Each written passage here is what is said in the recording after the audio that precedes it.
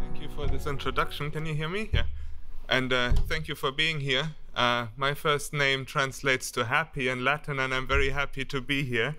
I will tell you a little bit about, let me try to figure out this thing, about unitary work extraction. Haha. And one of the leading questions there, to make it a little bit more simple, is actually what is quantum in quantum energy extraction? And this relates a little bit to the beginning of the last section, where coherence was already a relevant topic there. And so that's what I'll focus on here, energetic coherence in particular. Can you hear me when I'm standing here? Yeah? Cool. So quantum energy, you know how to measure the energy, how to compute the energy of a quantum system. Let's use this. Fantastic. Thanks. It's the expectation value of the Hamiltonian. Yeah. So you take the expectation value by taking the trace of the system state, that's a density matrix, and the Hamiltonian, and that gives you the energy. Yeah. The question is now that I want to pose as a first step is, how much energy can we extract from such a system? Yeah.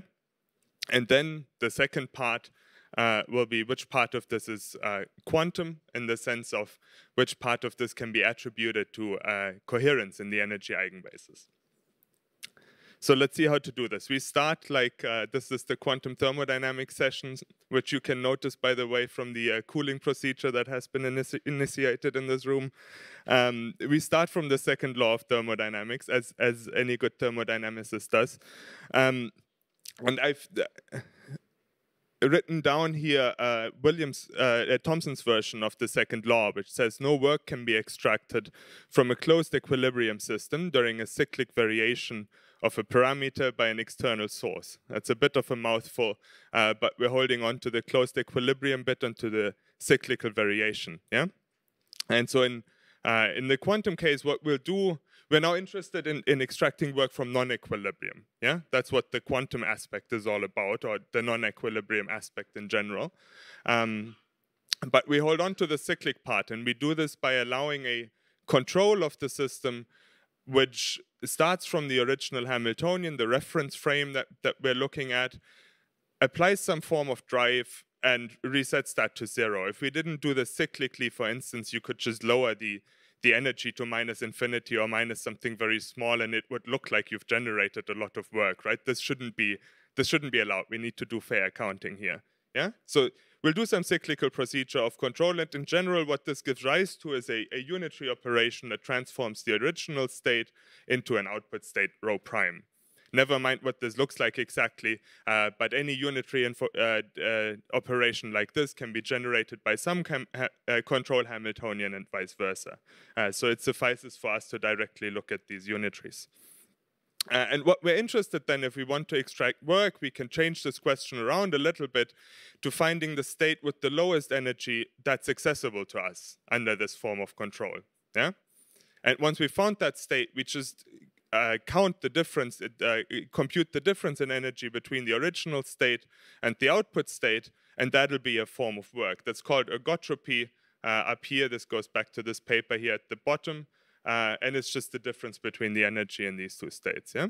And so these lowest energetic states that are accessible to unitary driving, they're well known. They're well known since the 70s, and they're called passive states. And they're very easy to characterize.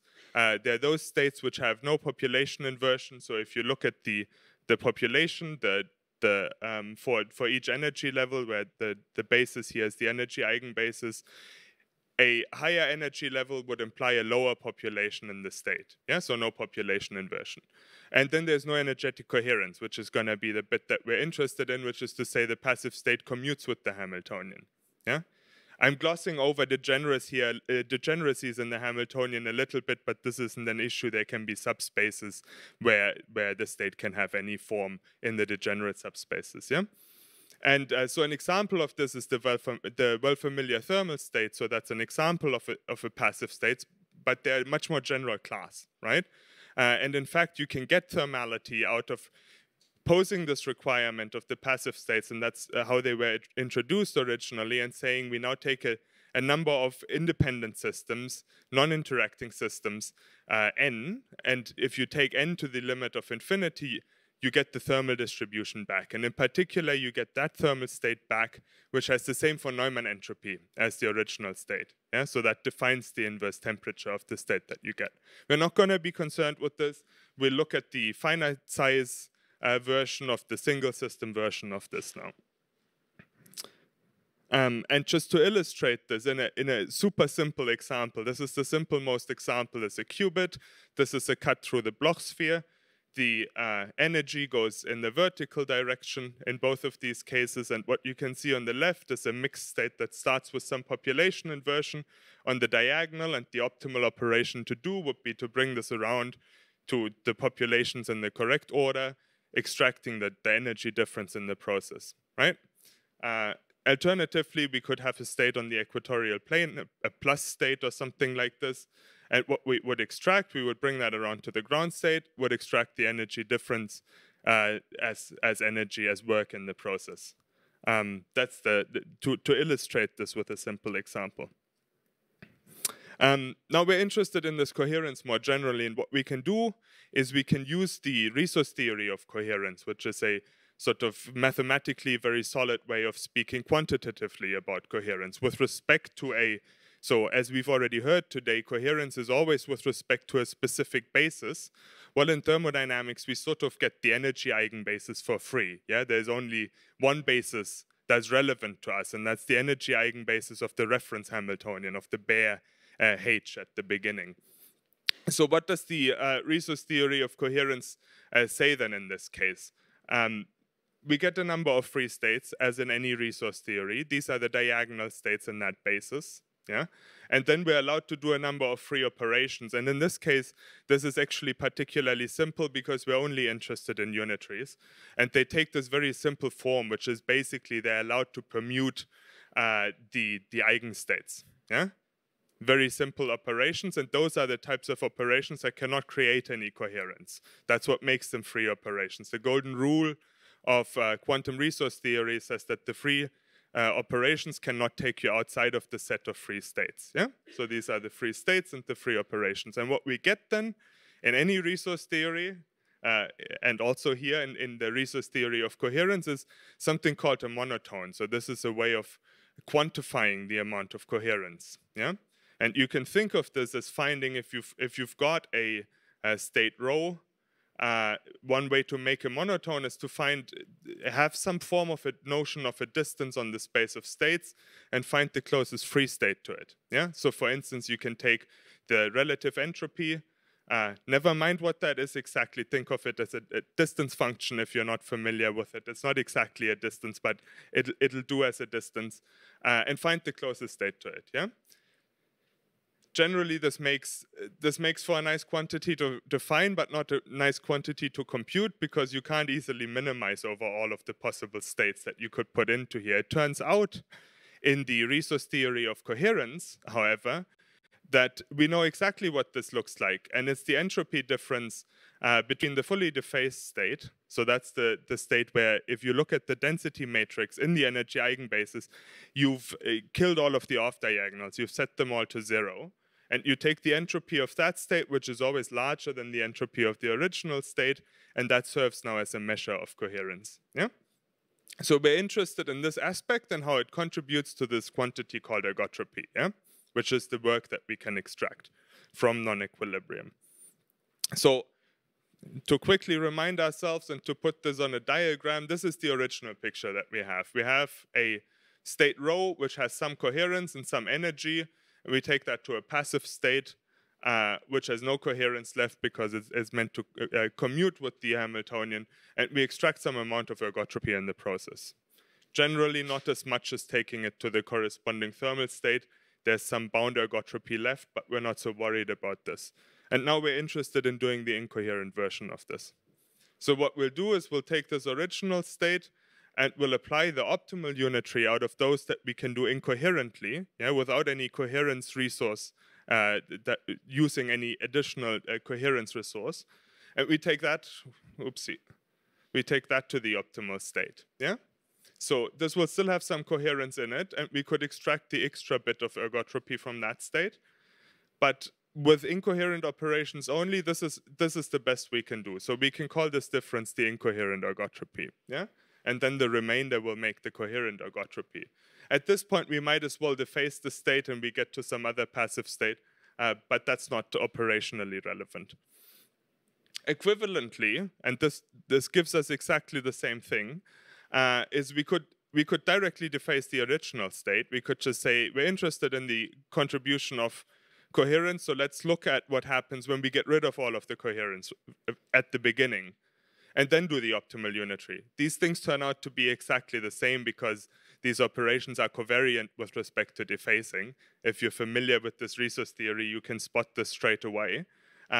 But this just means we can use either of these pictures. Yeah? And so this defines for us the incoherent ergotropy. And we're now going to be interested in the remaining bit, the coherent part, right? Which is in a sense the quantum part, and as far as energetic coherence is a proper quantum property. So to sum this up, these are the two ways of getting the incoherent ergotropy out, and this is the remainder. And I've written down here what this gives us now, and this is the main result essentially. So the coherent ergotropy is defined as the total ergotropy minus the incoherent part, and we can in fact express this as a sum now of the coherence which is in the original state.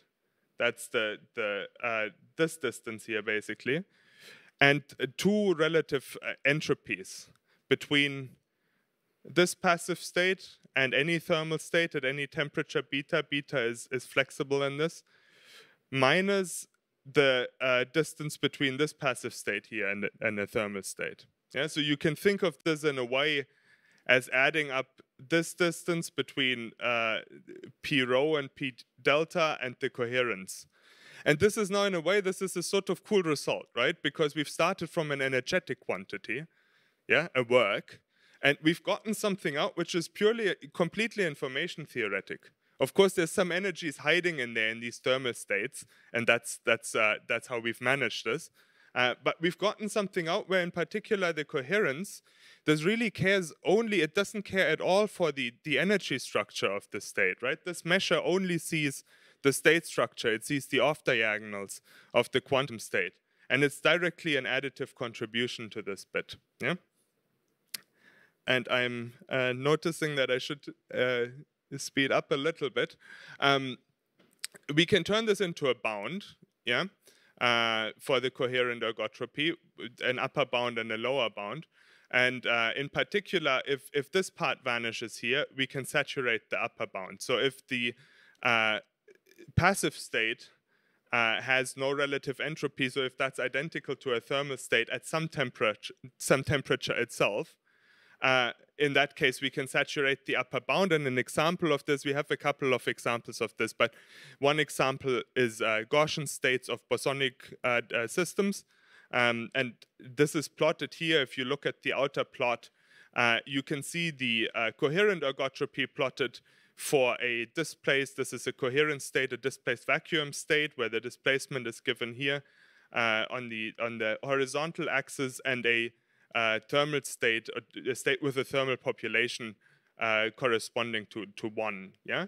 And so what you can see is that the coherent ergotropy scales linearly in the displacement, whereas the ergotropy overall scales quadratically, right? So the part is the most relevant for lower amounts of displacement in this example. And that's all I have to say. So to summarize, we can identify precisely, we can quantify precisely the coherent contribution, the energetically coherent contribution to quantum work. This turns out to be an information theoretic, fully entropic expression, which is sort of neat or sort of interesting in terms of making a direct connection between information theory and thermodynamics. I'd like to thank my collaborators here. And I'll point you to this paper, which I would have liked to also talk about, but there wasn't enough time today. So if you are interested in the completely opposite regime of not a single system, but very many systems where you have limited forms of interrogating the system by measurement. You'll find that in here. You can also talk to Dominik Safranek, the first author who's here in the audience. Thank you.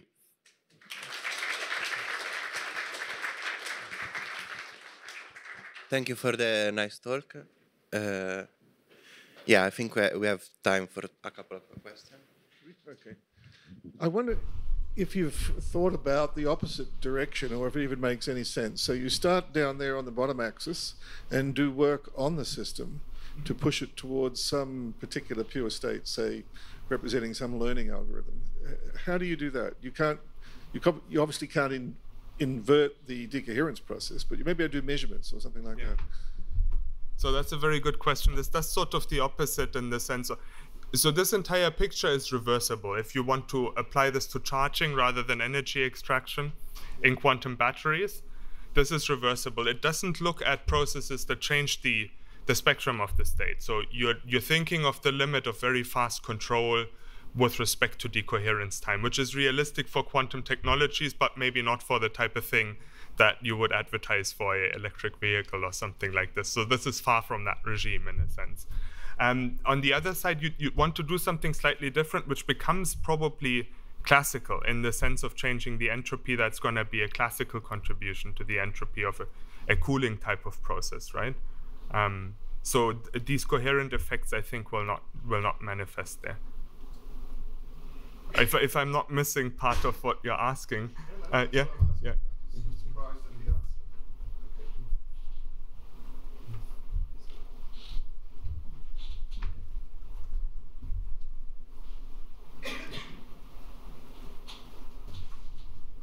What you've described looks very much like a mathematical abstraction of the lasing process. So the coherence source, the coherence of the active laser medium, and slowly the coherence is lost and converted into laser light, and then the system goes into a thermal state, which you call a freeze state.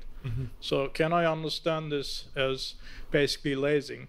And of course, the reverse process that was in the last question is the pumping cycle. Yeah. So this is, all of what this looks at is the regime where the entropy of the state doesn't change as such. Yeah, so this is very, very fast control of it, of a very precisely controlled quantum system. This relates a little bit to, not to the lasing process as such, because that requires a relaxation process in it, right? So that's relevant for how a laser works. And then it makes coherent light out of that, but that's relevant to describing the laser. So this doesn't feature in here. The role of the laser in here, I guess, would be more maybe related to where does the work go, in the sense that you need to do this time-dependent driving to make this unitary transformation. And if you do that with a laser, the work that you'd have, the ergotropy, would sort of implicitly be absorbed by the light field. Yeah. But that depends on what form of control you use.